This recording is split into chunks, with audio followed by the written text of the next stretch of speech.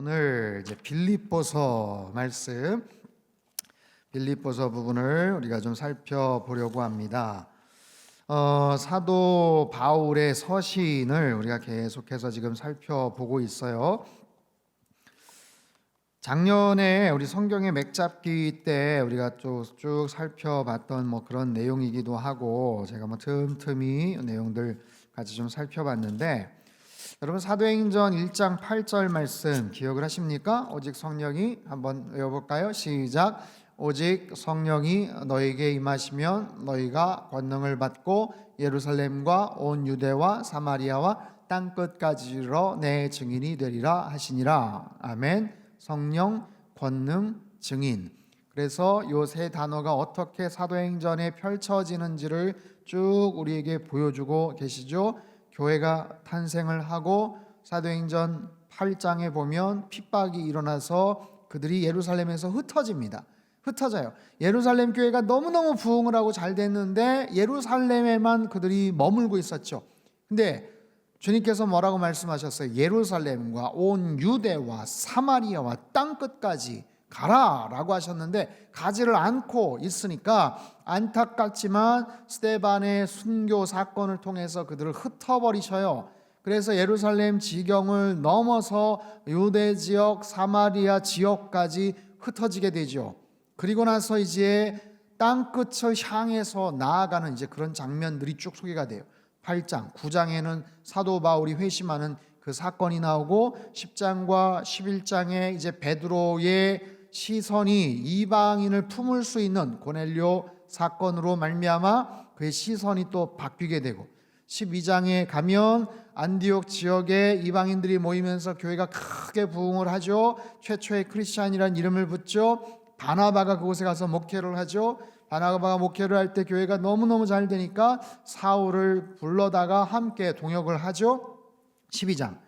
그래서 13장서부터 이제 이방인 선교, 이방 선교가 시작이 됩니다. 성령 가운데서 기도를 했던 안디옥 교회 리더들 같이 기도를 하다가 바나바, 담임 목사님, 사울, 전도 유망한 그 교회 차세대 리더인 사울을 파송을 하죠. 안수를 해서 파송. 최초의 선교사를 파송했던 교회가 어디다? 안디옥 교회. 그렇죠? 그들이 1차 전도여행을 떠납니다. 구브로, 키프로스란 섬에 가서, 거기가 바나바의 고향이거든요. 마가 요한과 함께 거기서 사역을 하죠. 그리고 지나가서 건너가죠. 버가라는 곳에서 마가 요한이 거기서 탈락, 중간에 포기하고, 그리고 타우루스 산맥을 넘어서 2000m, 3000m 엄청나게 힘든 산적들도 막 들끓고, 요즘 같아도 힘들죠. 근데 그 당시에 그 산맥을 넘어서 비시디아 안디옥이라는 그 지역에 가서 유대인의 회당에 들어가서 복음을 전하죠. 그곳에서 이고니온으로 갔다가 루스트라에 가가지고 거기서 돌에 맞아가지고 죽을 뻔했던 이야기. 더베를 찍고 다시 루스트라, 이고니온, 비시디아 안디옥 해서 다시 안디옥으로, 수리아 안디옥으로 복귀하는 그 1차 전도 여행 그 이야기예요.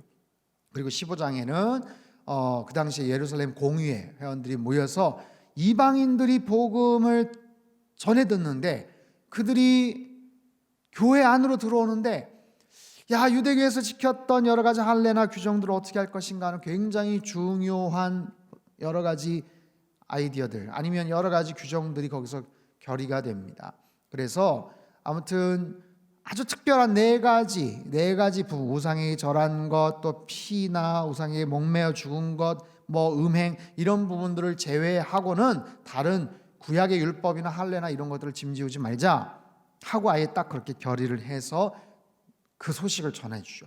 그때 이제 2차 전도 여행을 떠나는데, 떠나기에 앞서서 바나바와 바울이 크게 다툽니다. 왜요? 마가 요한을 데리고 가자. 안 된다. 그래도 한 번 더 기회 주자. 안 된다. 필요 없다. 그런 얘기 하지 마라 하면서 대판 싸우고 판이 탁 깨져버려요. 두 사람이 팀이 그냥 깨져버리죠. 그래서 어떻게 합니까? 거기서 결별을 하는 거예요. 안타깝게도 바나바의 이야기는 그 이후에 볼 수가 없어요. 바나바는 마가 요한을 데리고 키프로스라는 자기 고향 땅으로 다시 가고, 사도 바울은 어떻게 합니까? 사도 바울은 실라라는, 예루살렘 교회에서 왔던 실라라는 사람을 데리고 더베라는 자기 고향 땅으로 해서 이제 루스드라 하고 이제 그쪽 다소라는 곳을 거쳐서 그렇게 가죠. 거기에서 이제 더베 루스트라에서 누구를 만나냐면 디모데를 만납니다. 디모데를 만나는 그 장면이 딱 소개가 되고, 디모데를 만나고 2차 전도여행 때 북쪽으로 남쪽으로 가려고 애를 썼지만 성령님께서 막으시는 이야기가 나오고, 그래서 드로아라는 곳에 가서 환상을 보죠. 거기서 의사 누가를 만나는 바로 그런 이야기가 나옵니다. 거기서 바다를 건너가지고 이제 빌립보 지역에 가서 이제 복음을 전하는 얘기가 나와요. 그 빌립보 교회를 향해서 이제 복음을 전하고 편지를 쓰는 얘기가 이제 오늘 본문에 소개가 돼요. 여러분, 빌립보서 이제 사도행 16장에 나오는데, 빌립보 지역은 어떤 곳이냐면 사도 바울이 복음을 전했던 유럽의 첫 성입니다. 첫 번째 지역. 빌립보 지역은 당시에 로마 제국, 로마 황제가 몇 개 정책적으로 키우려고 했던 도시 중에 하나가 이제 빌립보 지역이에요. 그리고 특별히 퇴역한 군인들 아니면 퇴역한 공무원들, 이런 사람들이 빌립보 지역에 가서 거기서 굉장히 안락하고 많은 기득권을 누리면서 살 수 있는, 그래서 로마 시민권이라는 그 특권을 마음껏 발휘를 할 수 있는 곳이 빌립보 지역입니다. 근데 그곳에 유대인들이 그렇게 많지를 않았어요. 그곳에 가서 누구를 만났냐면 자주장사 루디아라는 여인을 만나서 그에게 이제 복음에 대한 이야기를 나누고, 아마 루디아 집에서 이제 교회가 시작되지 않았나 싶어요. 거기에서 또 다른 중요한 이야기는 뭐냐면, 한 귀신 들린 여종이 너무너무 기가 막히게 점을 치고 그래 사람들을 불러 모으고 그 주인에게 큰 돈을 벌어다 주게 하는 이 귀신 들린 여종이 바울 일행을 딱 보자마자 알아보는 거예요. 야, 저 사람들은 지극히 높으신 하나님이라는 신의 메신저들이다. 저 사람들이 하는 말을 들어라 하면서 오히려 귀신 들린 여자가 막 선전을 해주는 거예요. 근데 그게 굉장히 부정적으로 다가왔던 것 같아요. 그래서 사도 바울이 며칠간 막 참다가 당장 거기에서 더러운 귀신아 나와라 해가지고 축기하는 이제 사건이 나오죠. 그래서 아주 센 귀신이 그 안에 들어가 있었는데 쫓아내버려요. 그러니까 어떻게 됩니까? 그 여종이, 귀신 들렸던 한 여자가 정상이 되죠. 재정상이 됐어요. 귀신에서, 그 속박에서 벗어났죠. 얼마나 다행인 일입니까? 얼마나 감사한 일이에요. 근데 주인 입장에서 볼 때는 이제는 힘을 못 쓰니까, 사람들이 오지를 않으니까, 돈을 벌 수가 없으니까, 그래서 바울과 실라를 고소를 하고 억울한 죄명, 누명을 씌워가지고 아주 매질을 당하게 하고 감옥에 그냥 가두는 그런 이야기가 나오죠. 그럼에도 불구하고, 속상하고 억울하고 매질을 당했는데도 불구하고 밤에 일어나서 열심히 찬양을 할 때 옥문이 열리고 지진이 나고 그 사건이 나오죠. 그 모습을 보면서 감옥 죄수들이 다 탈출했나 보다 싶어가지고 칼을 빼들고 자결하려고 했던 간수에게 사도 바울이 뭐라고 얘기합니까? 주 예수를 믿으라, 그러면 너와 네 집이 구원을 얻으리라. 아주 유명한 메시지를 남기죠.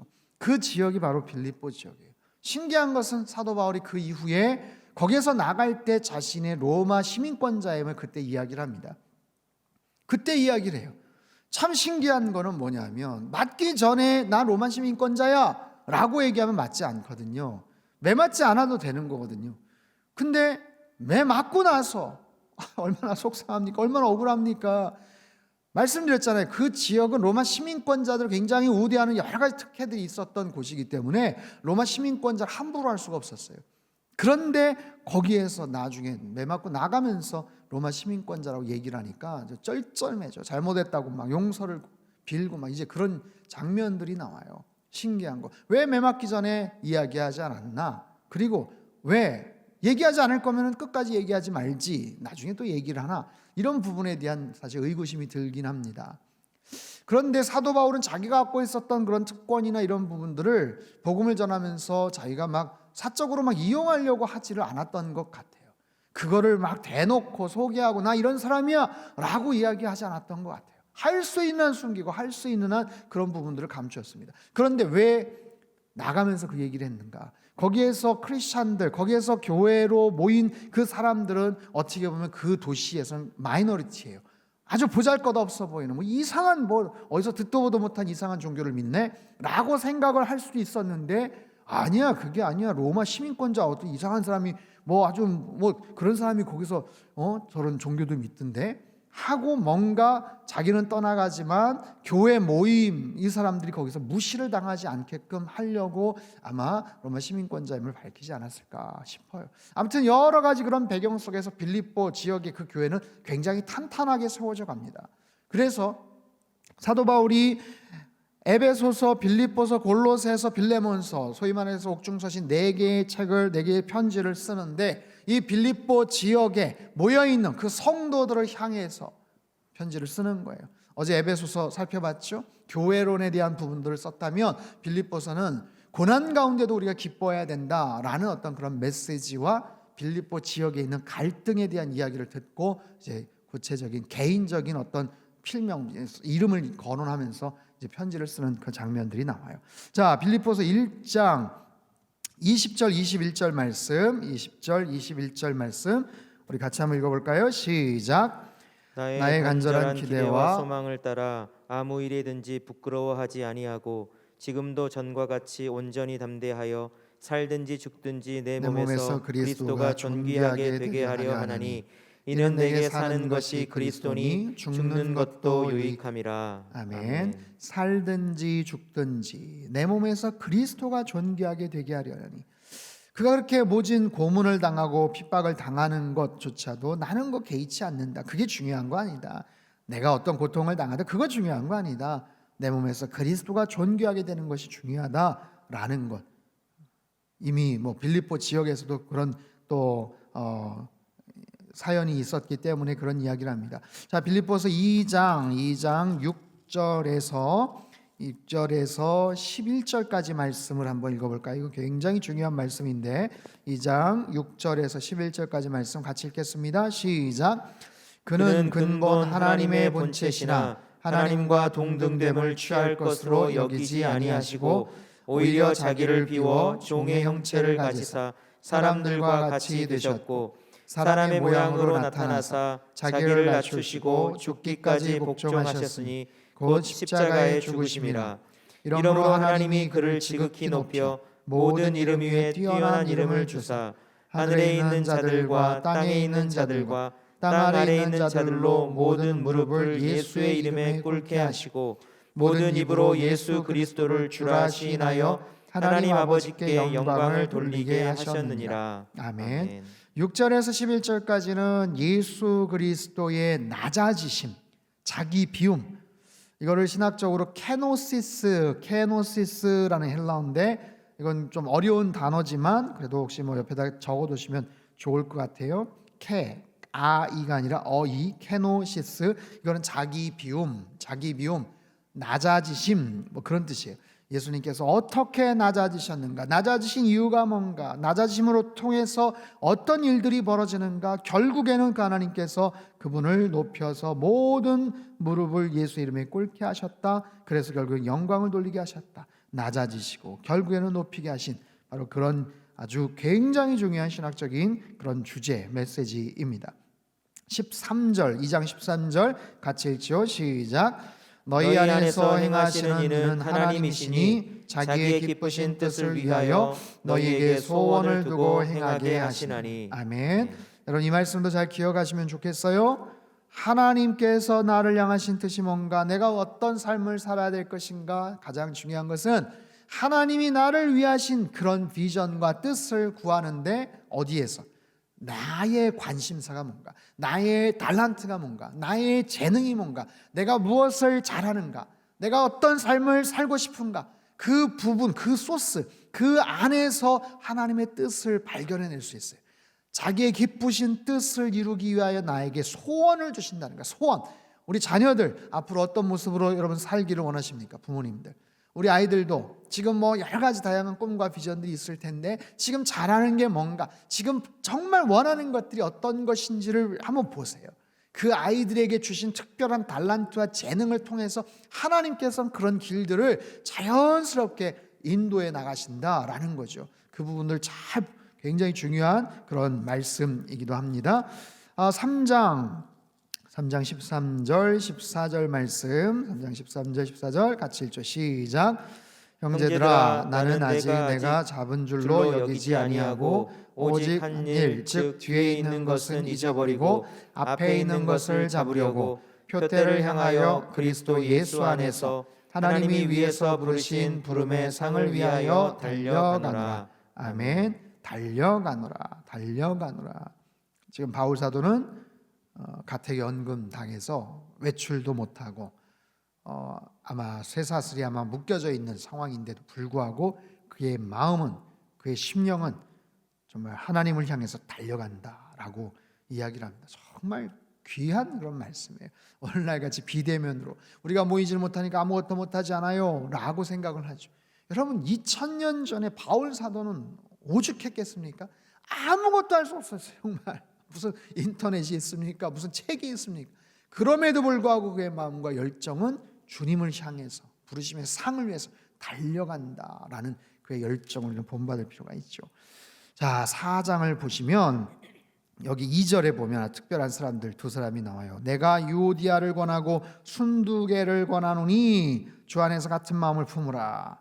이건 굉장히 개인적인, 여러분 성경에 이름이 이렇게 한번 나온다는 것은 얼마나 영예스러운 일입니까? 근데 여기 굉장히 영예스러운 모습으로 나온 게 아니고 아마 이 두 사람이 빌립보 교회에서 아주 중요한 역할을 맡은 여성 리더들인 것 같아요. 뭐 권사회 회장 아니면 여전도회 회장. 근데 서로 간에 다툼이 있는 거예요. 그 다툼이 얼마나 컸으면 지금 로마에 갇혀 있는 바울 사도에게까지 그 소문이 들리는 거예요. 그래서 그 교회가, 그 열심인 교회가 그 두 사람의 갈등, 뭐 두 사람만이겠어요? 서로 편을 들고 서로 뭐 당을 짓고 서로 간에 어떤 그룹들이 있다면 그것 때문에 혹시 교회가 문제가 생겨 깨질 수도 있겠다 싶으니까 콕 집어가지고 아예 그러지 마라, 같은 마음을 좀 품어라, 서로 양보해라, 서로 이해해라, 서로 포용하고 서로 사랑해야 되지 않겠냐 하면서 그렇게 언급을 한 그런 내용입니다. 자, 그건 그렇고 4절서부터 우리 7절까지 말씀 한번 읽어볼까요? 4절부터 시작. 주 안에서 항상 기뻐하라. 내가 다시 말하노니 기뻐하라. 너희 관용을 모든 사람에게 알게 하라. 주께서 가까우시니라. 아무것도 염려하지 말고 다만 모든 일에 기도와 간구로 너희 구할 것을 감사함으로 하나님께 아뢰라. 그리하면 모든 지각에 뛰어난 하나님의 평강이 그리스도 예수 안에서 너희 마음과 생각을 지키시리라. 아멘. 너무 귀한 말씀이죠. 여러분 많이 좋아하시는 또 그런 말씀이에요. 4장 13절, 우리 4장 13절 제가 개인적으로 올해 송구영신 예배 때 뽑았던 올해의 말씀이기도 합니다. 4장 13절 같이 읽죠. 시작. 내게 능력 주시는 자 안에서 내가 모든 것을 할 수 있느니라. 아멘. 아멘. 내게 능력 주시는 자 안에서 모든 것을 할 수 있다라고 말씀하세요. 할 수 없는 지금 여러 가지 불편하고 제약이 많은 상황이지만 여러분 기도하십시오. 기도하세요. 하나님께서 지혜를 주실 거예요. 아이디어를 주실 거예요. 정말 뭘 어떻게 하라는 건가? 라는 그런 답답한 상황이, 정말 어려운 상황이, 그럼에도 불구하고 하나님 앞에 기도하세요. 하나님께서 어떤 길을 열어주시고 새로운 계획을 주시고 아이디어를 주시고, 여러분 이 성경의 마스터를 통해서 하나님 주시는 그 말씀들을 통해서 여러분 뭐 위로도 얻고 소망도 얻지만 용기도 얻으시고 새로운 비전도 얻으시고 뭔가 도전해 봐야 되겠다라는 그런 새로운 각오와 결단들이 생겼으면 좋겠어요. 내게 능력 주시는 자 안에서 우리가 모든 것을 할 수 있음을 여러분 분명히 고백하시기를 바랍니다. 골로새서로 가죠. 골로새라는 그 특별한 지역, 히에라볼리 골로새 지역, 그 지역 뭐 화산지대이기도 하고 뭐 거기 막 온천도 있고 여러 이제 그 계시록에 보면 7개의 편지를 보냈던 그 지역, 그 부근에 있는 거기 있는 또 교회에다가 보낸 그런 편지예요. 여기 골로새서도 에베소서와 마찬가지로 교회론에 대한 관심이 굉장히 많습니다. 교회란 무엇인가? 교회의 영광은 무엇인가? 교회의 책임은 무엇인가? 그래서 골로새, 빌립보서는 빌립보 지역, 특별히 빌립보에는 어떤 한 교회이겠지만 에베소나 골로새서는 회람서신이에요. 어느 특정한 한 교회에다가만 보낸 게 아니라 그 편지를 그 지역에서 좀 돌려봐라 라는 거예요. 뭐 청주 지역 아니면 뭐 흥덕구 아니면 상당구 그 지역에 있는 교회 몇 교회가 좀 돌려봤으면 좋겠다. 그런 의미로 보낸 그런 편지입니다. 교회가 어떤 곳인가, 교회의 영광과 그 미션이 어떤 것인가라는 거죠. 1장 골로새서 1장 13절 4절 5절 같이 읽겠습니다. 시작. 그가 우리를 흑암의 권세에서 건져내사 그의 사랑의 아들의 나라로 옮기셨으니 그 아들 안에서 우리가 속량 곧 죄 사함을 얻었도다. 그는 보이지 아니하는 하나님의 형상이시요 모든 피조물보다 먼저 나신 이시니 하면서 뒤에 쭉 다 읽어야 될 사실 그런 내용이긴 하지만 23절까지 여기까지만 읽도록 하겠습니다. 27절 1장 27절 말씀 같이 읽죠. 시작. 하나님이 그들로 하여금 이 비밀의 영광이 이방인 가운데 얼마나 풍성한지를 알게 하려 하심이라. 이 비밀은 너희 안에 계신 그리스도시니 곧 영광의 소망이니라. 아멘. 이 비밀의 영광이 교회 안에 담겨져 있어요. 교회를 통해서 펼쳐져 나가는 거예요. 로마서의 주제가 뭐예요? 계시된 하나님의 의. 그 하나님의 의가 이제 드러났다라는 거예요. 그 하나님의 의가 바로 복음이죠. 근데 그 복음을 누구를 통해서? 성도들을 통해서. 누구를 통해서? 교회를 통해서 전달이 되는 거예요.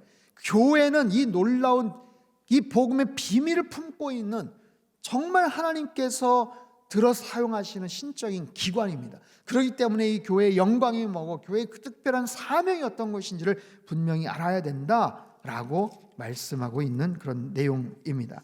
자, 골로새서 3장 15절 말씀 같이 읽겠습니다. 시작. 그리스도의 평강이 너희 마음을 주장하게 하라.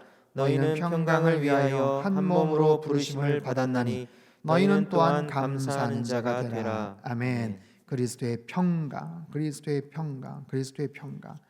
어제 에베소서 2장에도 주는 평강이다, 주는 화평이시다, 막힌 담을 허물으셨다, 평화에 대한 이야기들이 많이 나오죠. 복음의 결국 가장 중요한 부분은 하나님과의 화해거든요. Peace with God, 하나님과 평화를 이루는 것, 하나님과 평강의 그런 관계가 되는 것, 그 부분을 이야기를 하고 있습니다.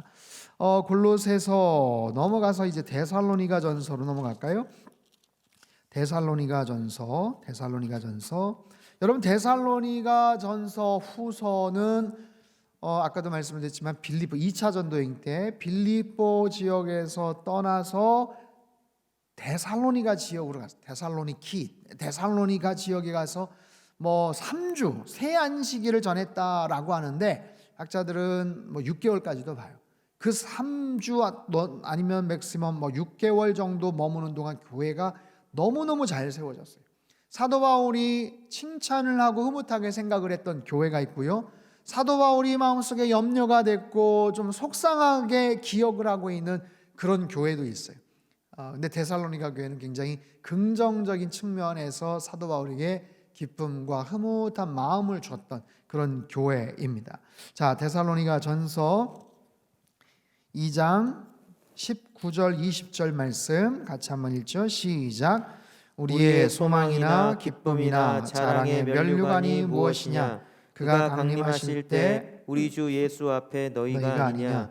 너희는 우리의 영광이요 기쁨이니라. 아멘. 사도 바울과 참 좋은 관계를 유지했던 그런 교회고 성도들이에요. 그래서 그 성도들을 생각할 때마다 너무너무 흐뭇한 거고, 우리의 기쁨, 자랑의 면류관. 자랑의 면류관이 뭐예요? 하나님 앞에 갔을 때 자랑의 면류관인 데살로니가 성도들. 데살로니가 성도들이 사도 바울과 디모데와 복음을 전했던 사람에게 굉장히 자랑의 면류관이 되는 거예요. 너희들은 우리의 자랑의 면류관이다. 하나님 앞에 가서 칭찬을 받을 텐데 사도 바울 잘했어, 수고했어. 이리 와, 디모데도 참 잘했어, 수고했어. 왜요? 데살로니가 교회 성도들, 이렇게 좋은 교회, 이렇게 좋은 성도들을 양육하고 키우고 복음을 전했잖아. 너희들 참 잘했어. 이리 와, 면류관 씌워줄게. 그런 의미에서 너희들은 우리의 자랑의 면류관이다 라고 이야기하는 거예요. 자, 데살로니가 전서 5장으로 넘어갈까요? 5장 16절 16절, 17절, 18절 같이 읽죠. 시작.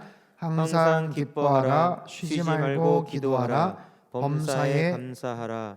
이것이 그리스도 예수 안에서 너희를 향하신 하나님의 뜻이니라. 아멘. 그 밑에 19절, 23절도 중요한 말씀이에요. 성령을 소멸치 말고 예언을 멸시치 말고 범사에 헤아려 좋은 것을 취하고 악은 어떤 모양이라도 버리라. 22절 밑줄 한번 주세요. 악은 어떤 모양이라도 버리라. 23절 한번 읽어볼까요? 시작. 평강의 하나님이 친히 너희를 온전히 거룩하게 하시고 또 너희의 온 영과 혼과 몸이 우리 주 예수 그리스도께서 강림하실 때에 흠없게 보존되기를 원하노라. 아멘. 참 귀한 말씀입니다. 데살로니가 후서로 넘어가죠. 데살로니가 후서 3장 16절 3장 16절 말씀 같이 읽죠. 시작. 평강의 주께서 친히 때마다 일마다 너희에게 평강을 주시고 주께서 너희 모든 사람과 함께 하시기를 원하노라. 아멘.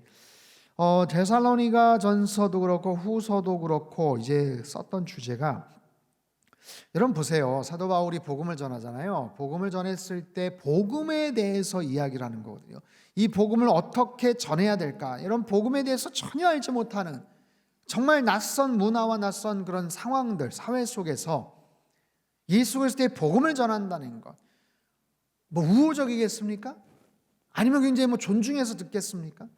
듣기 싫고 귀찮아하고 때로는 굉장히 부정적인 어떤 마음을 가지고 있는 사람들에게 복음을 전하고 마음이 열리고, 그래서 그 사람들이 예수님을 영접하고 그런 사람들이 모여서 교회가 생기고, 여러분 그런 과정들을 한번 상상해 보시면 이게 진짜 어려운 거거든요. 그렇게 해서 정말 간신히 가까스로 교회가 생겼어요. 겨우 교회가 생겼어요. 거기서 목회를 하는 게 아니잖아요. 거기서 디모데 그냥 딱 앉혀놓고 나는 또 간다, 다른 제자 삼을게, 아니잖아요. 그럼 거기에 그 짧은 기간 동안 정말 속성으로 뭔가 말씀을 가르치고, 그렇게 해서 뭐 마찬가지예요. 근데 그 중에 그래도 좀 낫겠다 싶은 사람에게 리더 역할을 맡기고 다른 지역으로 가서 또 복음을 전하는 거예요. 근데 놀랍게도 거기서 성령의 역사가 나고 교회가 또 세워지는 거예요. 정말 어설프고 학식이 부족하죠. 여러분 우리하고 상상할 수가 없는 그런 정도의 연약한 그런 모습이에요. 그런데도 불구하고 거기서 교회가 자라고 복음이 형성이 돼요. 근데 한계가 있죠. 시간이 지나니까 이 복음에 대한 이해나 이런 것들이 점차적으로 식어지고 떨어지는 거예요. 그리고 그 사이에 여러 이단, 사이비, 아니면 로마 제국이었던 핍박, 그런 것으로 인해서 세워놨던 교회가 흔들린다. 와해되기 일보 직전이다. 거기 이상한 뭐 이단, 사이비 누가 들어가가지고 엉뚱한 복음을 전하고 있다. 그래서 주로 거기에 관련된 그런 편지 내용들이 참 많아요. 아니면 그 주변의 어떤 환경, 믿음 생활을 계속해서 지탱하기가 너무 어려운, 로마 정부에서 지금 뭐 초기에는 그렇게까지 막 극심하게 핍박을 하지 않았는데, 사도 바울이 AD 한 64년, 67년 때 순교를 당하고 네로 황제 때, 그때 이후에는 정말 극심한 핍박이 있었거든요. 그럴 때는 뭐 내부적으로도 그냥 허물어지기 일보 직전이지만 외부에서 막 그냥 핍박을 하니까 교회가 버틸 여력이 없는 거예요. 그러니까 그런 환난 가운데서 승리하기를 정말 바라고 소망하는 그런 마음으로 편지 내용이 기록이 돼요. 나중에 뭐 베드로전서, 후서, 요한 1, 2, 3, 4 다 비슷한 어떤 내용들이 그래서 항상 소개가 되는 이유가 바로 거기에 있습니다. 디모데전서로 가죠. 디모데전서 2장 4절을 줄을 앉혔네요. 2장 4절 한번 잠깐 볼까요? 2장 4절 중요한 말씀 시작. 하나님은 모든 사람이 구원을 받으며 진리를 아는 데 이르기를 원하시느니라. 아멘. 3장 16절 희한하게 3장 16절에 아주 좋은 말씀들이 있어요. 아까 데살로니가 후서, 지금 디모데전서, 뭐 요한복음 3장 16절도 있죠. 자, 3장 16절 같이 읽죠. 시작. 크도다 경건의 비밀이여 그렇지 않다 하느니 없도다. 그는 육신으로 나타난 바 되시고 영으로 의롭다 하심을 받으시고 천사들에게 보이시고 만국에서 전파되시고 세상에서 믿음 바 되시고 영광 가운데서 올려지셨느니라. 아멘. 아멘. 4장 4절 5절 같이 읽겠습니다. 시작. 하나님께서 지으신 모든 것이 선함에 감사함으로 받으면 버릴 것이 없나니 하나님의 말씀과 기도로 거룩하여짐이라. 아멘. 여러분 이런 말씀들 잘 기억하십시오. 어디에 있더라 할 수 있는 정말 중요한 말씀들이에요. 하나님의 말씀과 기도로 거룩해진다. 레위기에서 성경 전체적으로 거룩은 하나님의 가장 중심된 속성. 내가 거룩하니 너희도 거룩하라. 어떻게 거룩해질 것인가? 말씀과 기도로 거룩해진다라고 지금 분명히 이야기를 하고 계셔요. 자, 디모데전서 6장 11절 12절 같이 읽죠. 시작. 오직 너 하나님의 사람아 이것들을 피하고 의와 경건과 믿음과 사랑과 인내와 온유를 따르며 믿음의 선한 싸움을 싸우라. 영생을 취하라. 이를 위하여 내가 부르심을 받았고 많은 증인 앞에서 선한 증언을 하였도다. 아멘. 믿음의 선한 싸움을 싸우라. 사도 바울이 많은 제자들이 있었지만 가장 아꼈던 제자 디모데 그리고 디도, 그 영적인 아들처럼 생각을 했죠. 디모데의 캐릭터는 좀 유약합니다. 디도는 굉장히 강성이고요. 그래서 뭔가 터프하고 거칠고 힘들고 정말 이거는 이거 정말 쉽지 않을 텐데 싶은 그런 사역을 주로 디도에게 시키고요. 디모데는 차분하게 조용하게 목양을 하는 어떤 그런 스타일. 그래서 나중에 에베소 지역에 가서 또 목회를 하고, 그래서 목회에 대한 굉장히 중요한 이야기들을 지금 디모데전서, 후서, 디도서까지는 목양에 대한 어떤 내용이에요. 지금 사도 바울이 1차, 2차, 3차 전도여행, 1차 때 갈라디아 지역, 2차 때 데살로니가 전서, 후서, 3차 전도여행 때 고린도 지역, 고린도 전서, 고린도 후서를 썼죠. 그리고 고린도 지역에 가서 로마서를 썼거든요. 고린도 지역, 그러니까 아까도 말씀을 드렸죠. 사도 바울이 했었던 많은 교회 사역들이 있지만 에베소 지역에서는 3년 동안 정말 모든 것들을 다 쏟으면서 사역을 했었어요. 근데 그 주변에서 여러 가지 핍박이 있었죠. 교회 자체에서는 큰 갈등이 없었습니다. 근데 외부에서 많은 핍박이 있어서 더 이상 거기서 머물 수가 없는 현상 수배까지 일 정도로 어려웠고, 그런가 하면 고린도 지역은 어제도 말씀을 드렸지만 사도 바울과 갈등이 계속 있었기 때문에 바울 사도를 굉장히 영적으로 심리적으로 위축시키고 힘들게 했던, 소위 말해서 상처를 많이 줬던 그런 교회가 고린도 지역 교회예요. 그런데 디도에게 편지를 보내고 여러 차례 서신이 왔다 갔다 하면서 그 문제가 잘 해결이 되고 평안한 마음으로 고린도 지역에 가서 3개월을 머무는 동안 로마서를 기록을 하지 않습니까? 로마서를 기록을 하는 거예요. 그래서 그 지중해 연안에 로마는 가보지를 못했지만 나중에 가지만 고린도라든지 에베소라든지 갈라디아 지역, 그 지역에 속해 있는 이고니온, 루스드라, 더베 그 지역, 거기서 금방 복음을 잊어버리고 엉뚱한 이단 교리같이 그런 할례당들의 이야기를 들었을 때 사도 바울이 분노를 해서 갈라디아 지역에 복음에 대한 메시지를 힘있게 이제 펼치는 이제 장면들도 나오죠. 이제 그런 특성들이 있어요. 근데 디모데 전서, 후서는 그 지역이 아니죠. 이거는 그 한 개인에게 주셨던 그런 메시지라는 것을 기억을 하시면 좋습니다. 디모데 후서로 갈까요? 디모데 후서 2장 15절 말씀 같이 읽죠. 시작. 너는 진리의 말씀을 옳게 분별하며 부끄러울 것이 없는 일꾼으로 인정된 자로 자신을 하나님 앞에 드리기를 힘쓰라. 아멘. 부끄러움이 없는 일꾼으로 하나님 앞에 드리라 라는 거예요. 자, 또 3장 16절, 여기도 3장 16절. 3장 16절이 아주 유명한 구절들이 참 많습니다. 3장 16절만이 아니라 14절, 15절도 같이 읽어야 될 것 같아요. 여기는 14절, 15절, 16절 시작. 그러나 너는 배우고 확신한 일에 거하라. 너는 내가 누구에게서 배운 것을 알며 또 어려서부터 성경을 알았나니 성경은 능히 너로 하여금 그리스도 예수 안에 있는 믿음으로 말미암아 구원에 이르는 지혜가 있게 하느니라. 모든 성경은 하나님의 감동으로 된 것으로 교훈과 책망과 바르게 함과 의로 교육하기에 유익하니. 아멘. 네, 17절도 같이 읽을까요? 17절 시작. 이는 하나님의 사람으로 온전하게 하며 모든 선한 일을 행할 능력을 갖추게 하려 함이라. 아멘. 4장 7절과 8절도 한번 밑줄을 치죠. 4장 7절 8절 같이 읽겠습니다. 시작. 나는 선한 싸움을 싸우고 나의 달려갈 길을 마치고 믿음을 지켰으니 이제 후로는 나를 위하여 의의 면류관이 예비되었으므로 주 곧 의로우신 재판장이 그날에 내게 주실 것이며 내게만 아니라 주의 나타나심을 사모하는 모든 자에게도니라. 아멘. 디모데후서 4장이 아마 바울 서신의 마지막일 거예요. 그리고 나서 얼마 있다가 순교를 당하죠. 여기에는 사도 바울이 이제 더 이상 석방되지 못할 거라는 것을 압니다.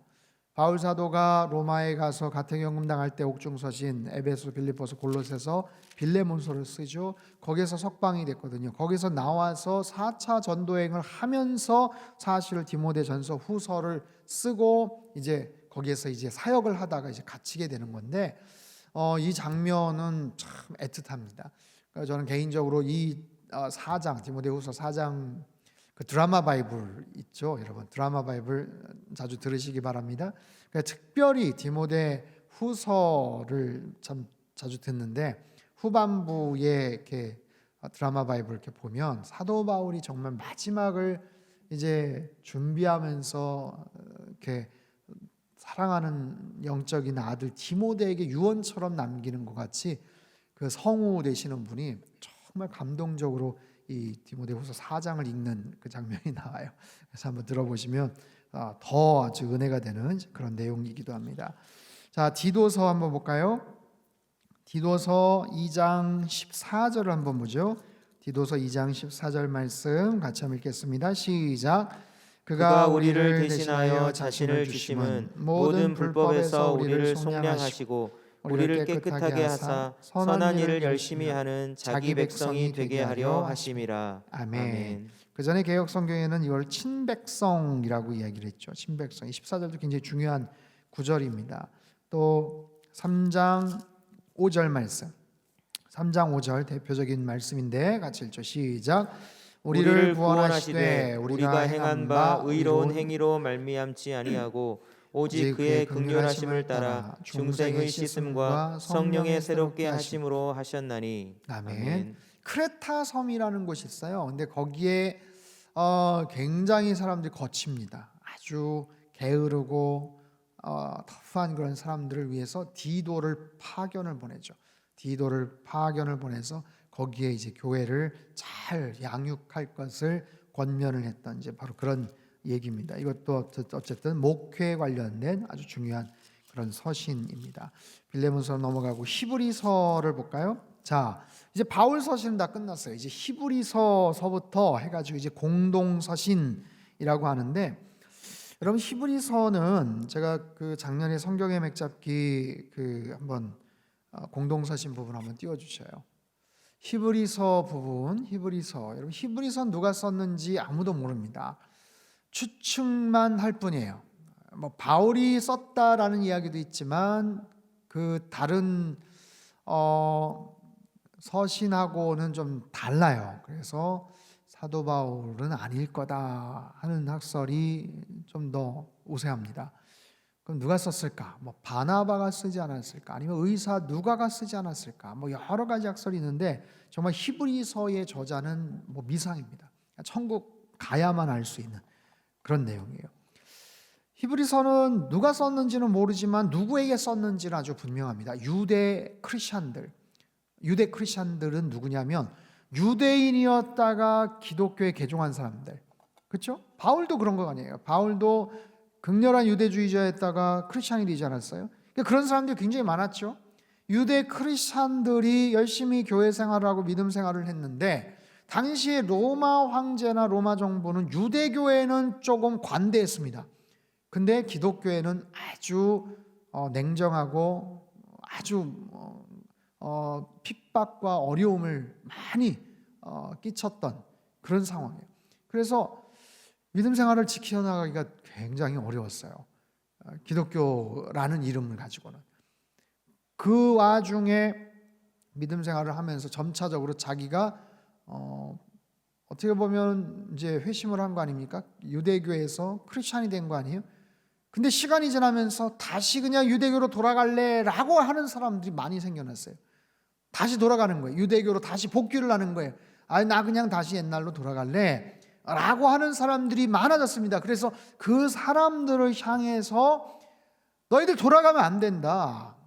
야, 유대교가 어떤 종교냐, 거기에 반해서 기독교는 어떤 종교냐 하는 것을 서로 비교를 합니다. 그래서 유대교도 정확하게 알아야 되고 기독교에 대해서, 크리스찬리티에 대해서도 정확하게 아는 사람이 있었어요. 그러다 보니까 유대교도 참 좋은 게 많지만 기독교 안에 있는 우월한 것들이 어떤 것인지를 쭉 설명을 합니다. 그래서 비교하는 그런 여러 가지 문구들이 되게 많아요. 무엇보다 해서 계속해서 비교를 합니다. 그리스도의 우월성을 증거를 하죠.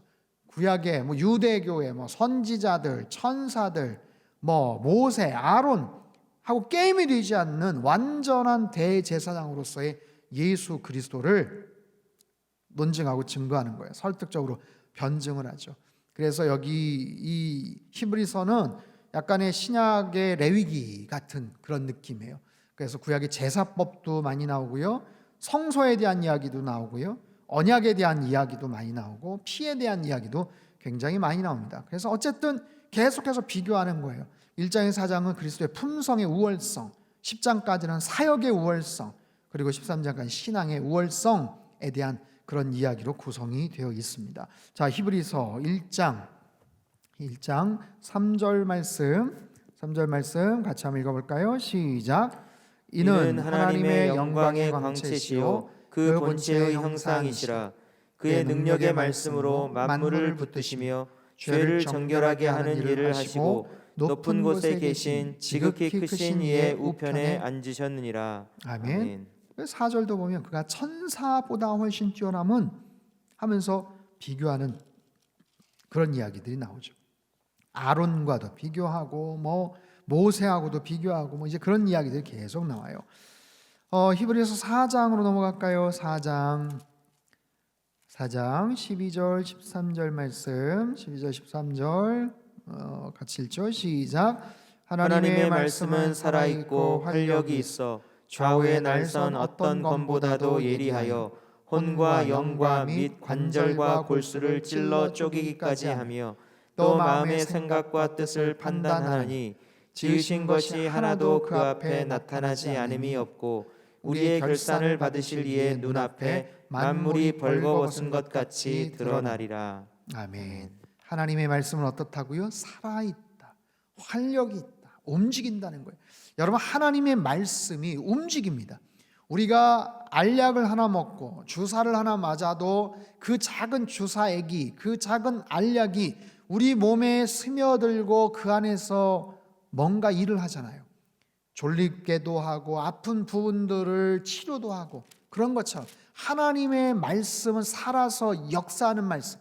그래서 그 하나님의 말씀을 우리가 자꾸만 읽고 묵상하고 보고 기억하고 자꾸만 말씀을 가까이 하면 그 말씀이 우리 안에 들어와서 역사를 하는 거예요. 움직이는 거예요. 근데 좌우의 날선 어떤 것보다도 예리하다라는 거예요.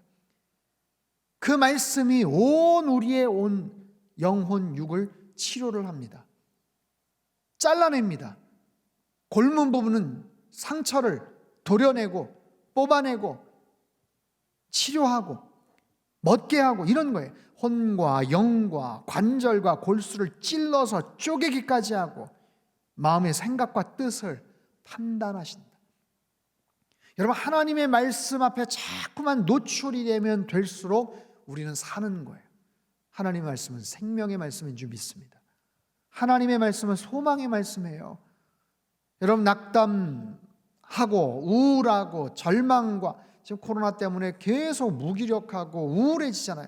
여러분 성경의 마스터를 하는 이유가 바로 그거예요. 하나님의 말씀을 짧은 기간 동안 우리가 대량으로 투여를 받는 거예요. 예.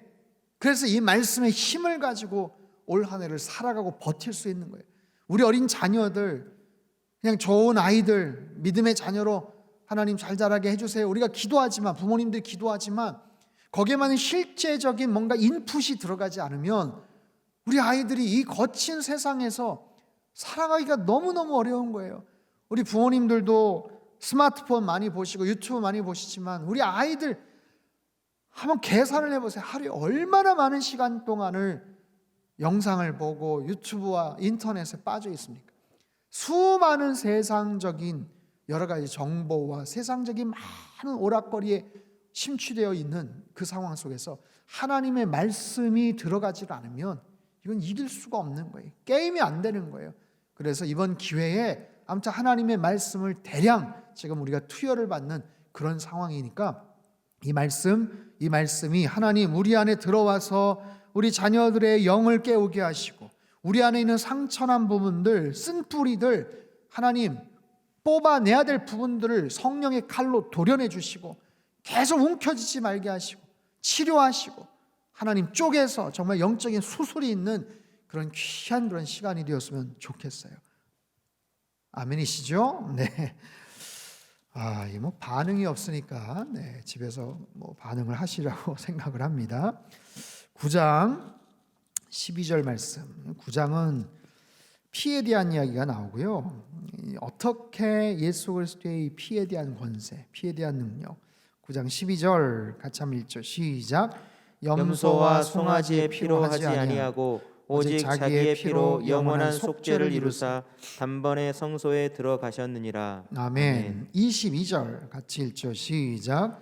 율법을 따라 거의 모든 물건이 피로써 정결하게 되나니 피 흘림이 없은즉 사함이 없느니라. 얼마나 중요한 말씀이에요. 피 흘림이 없은즉 죄 사함이 없. 27절 같이 읽죠. 시작. 한 번 죽는 것은 사람에게 정해진 것이요 그 후에는 심판이 있으리니. 아멘. 여러분 잘 기억하십시오. 한 번 죽는 것은 사람에게 정해진 것이 그 후에는 심판이 있습니다. 굉장히 중요한 말씀들 어디에 나와요? 히브리서 9장. 잘 기억을 하시면 좋겠습니다. 자, 드디어 그 유명한 믿음장이 나오네요. 히브리서 11장은 사실 전체가 중요한 그런 챕터죠. 믿음에 대한 놀라운 역사들. 상담교 핵심같이 제가 복음, 문화, 선교 이번 주까지 선교 마치고 나면 그 다음 주부터는 히브리서 11장을 제가 강의를 하려고 해요. 믿음에 대해서 우리는 어떤 믿음을 갖고 살아야 되는가. 여기에 나와 있는 정말 믿음의 이 영웅들, 여러분 그들이 이 리스트에 올라가기까지 어떤 믿음을 가지고 어떤 고난을 헤쳐갔는가. 우리도 힘들지만 우리하고는 상상할 수 없는 어려운 상황 속에서 그들은 어떻게 믿음을 지켜갔는가, 어떻게 그 난관을 뚫고 나아갔는가. 놀라운 정말 영웅들의 그런 이야기들을 우리가 좀 살펴보려고 합니다. 히브리서 11장 1절 2절 같이 한번 읽죠. 시작. 믿음은 바라는 것들의 실상이요 보이지 않는 것들의 증거니 선지들이 이로써 증거를 얻었느니라. 아멘. 6절 말씀 6절 같이 읽죠. 시작. 믿음이 없이는 하나님을 기쁘시게 하지 못하나니 하나님께 나아가는 자는 반드시 그가 계신 것과 또한 그가 자기를 찾는 자들에게 상 주시는 이심을 믿어야 할지니라. 아멘. 여러분 11장 6절 너무 중요한 말씀이죠. 우리 다시 한번 읽어볼까요? 시작. 믿음이 없이는 하나님을 기쁘시게 하지 못하나니 하나님께 나아가는 자는 반드시 그가 계신 것과 또한 그가 자기를 찾는 자들에게 상 주시는 이심을 믿어야 할지니라. 아멘. 히브리서 11장에 정말 믿음의 영웅들에 대한 이야기가 쭉 나옵니다. 믿음으로 그들이 어떻게 싸웠고 믿음을 가지고 어떻게 순종을 했고 믿음을 가지고 하나님의 놀라운 역사들을 이루어 갔는지 이제 우리가 주일 설교 때도 함께 살펴보려고 해요. 12장 히브리서 12장 1절 2절 말씀 1절 2절 같이 한번 읽겠습니다. 시작. 이러므로 우리에게 구름같이 둘러싼 허다한 증인들이 있으니 모든 무거운 것과 얽매이기 쉬운 죄를 벗어버리고 인내로서 우리 앞에 당한 경주를 하며 믿음의 주요 또 온전하게 하시는 이인 예수를 바라보자. 그는 그 앞에 있는 기쁨을 위하여 십자가를 참으사 부끄러움을 개의치 아니하시더니 하나님 보좌 우편에 앉으셨느니라. 아멘. 유명한 구절입니다. 네, 13장 우리 8절 말씀, 13장 8절 말씀 같이 한번 읽을까요? 시작. 예수 그리스도는 어제나 오늘이나 영원토록 동일하시니라. 아멘. 다시 한번요. 시작. 예수 그리스도는 어제나 오늘이나 영원토록 동일하시니라. 아멘. 오늘은 히브리서까지 살펴보려고 합니다. 여러분, 우리와 함께 하시는 그 주님이 언제나 동일하신 하나님이세요. 세상이 아무리 빠르게 변화돼도 우리가 흔들리지 않을 분명한 확신은 뭐냐면 우리가 붙잡고 있는 그분이 중심축이에요. 수많은 변수들이 생기지만 그분은 절대 상수입니다. 그러니 안심할 필요가 있어요. 안심하라. 내니 두려워 말라. 그분을 꼭 붙잡으십시오. 우리가 붙잡은 그 믿음의 대상이 흔들리면 마찬가지지만 그분은 어제나 오늘이나 영원토록 동일하시다. 그 주님을 여러분 바라보시고 믿음 안에서 우리가 살아갈 때 그 하나님이 우리 가정을 지켜주시고 그 하나님께서 우리와 늘 함께 하시며 힘들고 어려운 이 시간들 가장 선한 길로 인도해 주실 줄로 믿습니다. 아멘. 우리 내일 이제 마지막이에요. 아까 말씀드린 것처럼 종이를 한두 장 정도씩 준비를 해주시고 마지막 잘 정리를 하시면 좋을 것 같습니다. 우리 시간 찬양 한 곡하고 마무리하죠. 하나님은 너를 지키시는 자, 오늘 주신 말씀들 생각하면서 함께 우리가 찬양하기를 원합니다.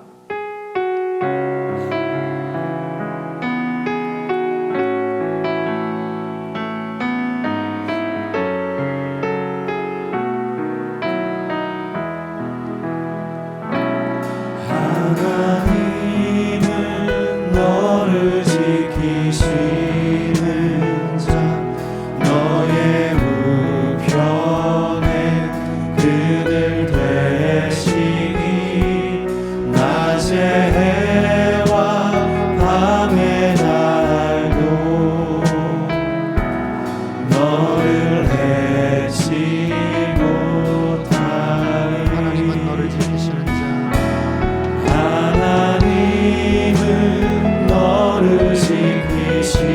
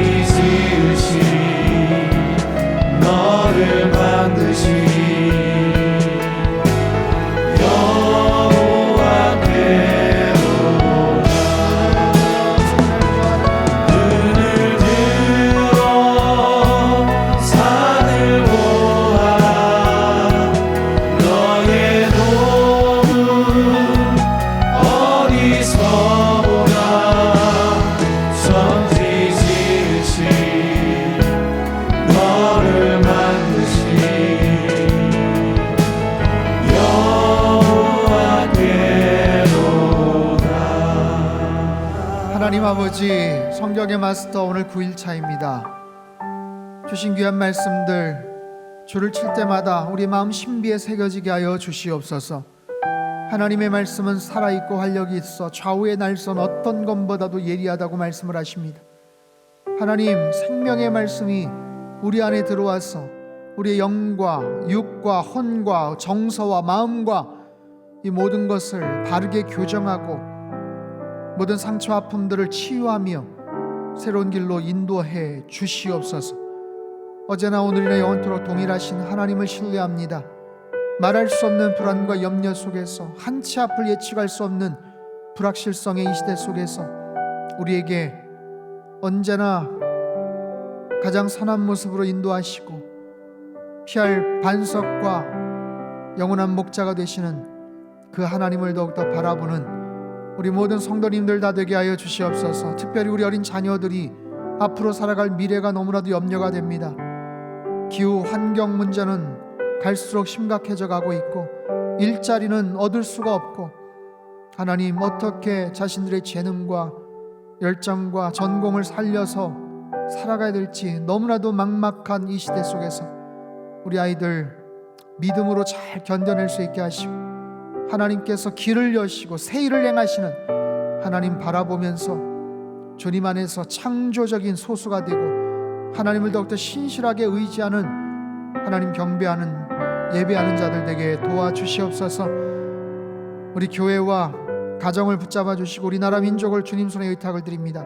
하나님을 경외하게 하시고 전 세계적으로 확산 중인 이 무시무시한 질병의 원인이 무엇이고 어떻게 해결해야 되는지 하나님 통회하고 자복하고 하나님 앞에 무릎 꿇는 자들 되게 주님 도와주시옵소서. 코로나 여파로 경제적인 극심한 어려움 가운데서 어찌할 바 알지 못하지만 주님께서 발이 부릅지 않도록 의복이 헤어지지 않도록 이스라엘 백성들 먹여주신 것처럼 하나님께서 끝까지 붙잡아 주시옵소서. 소망과 위로의 말씀으로, 격려와 새로운 도전과 비전의 말씀으로 하나님께서 함께 하시고 이 말씀 하나님 잘 저희들이 새기며 묵상하며 순종하며 올 한 해 힘들 것 같았지만 정말 놀라운 반전이 있는 하나님 앞에 영광 올려드리는 우리 모든 성도님들 각 가정이 되게 하시고 우리 어린 자녀들 다 될 수 있게 하여 주시옵소서. 이제 내일 마지막 시간입니다. 끝까지 완주하게 하시고 모든 영광 주님께 올려드리는 우리 모두가 되게 도와주시옵소서. 이제는 우리 주 예수 그리스도의 크신 은혜와 하나님 아버지의 극진하신 사랑하심과 성령님의 교통하심의 역사가 믿음의 주여 온전케 하시는 예수 그리스도만을 신뢰하고 바라보며 주님 안에서 늘 승리하며 살기를 소망하는, 함께 성경의 마스터 동참한 모든 성도님들 가정과 일터와 건강과 자녀들이 앞길 위에와 이 나라 민족 흩어진 모든 열방 위에 이제로부터 영원토록 함께 하시기를 간절히 축원하옵나이다. 아멘.